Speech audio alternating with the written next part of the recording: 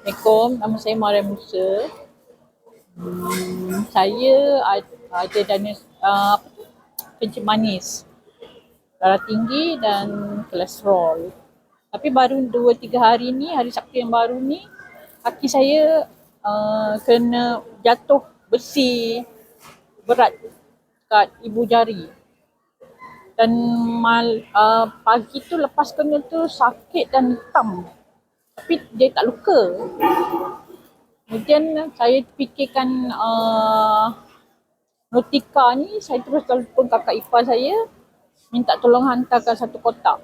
Malam tu saya makan, pagi besok tu kaki saya dah tak sakit.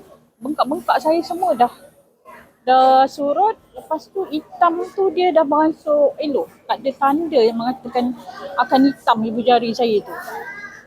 Hari ketiga, Alhamdulillah. Saya makan pagi satu, malam satu. Selepas solat maghrib saya makan satu. Dah tak ada sakit langsung dah. Saya boleh pakai kasut macam biasa. Alhamdulillah. Saya percaya rutikan memang terbaik lah.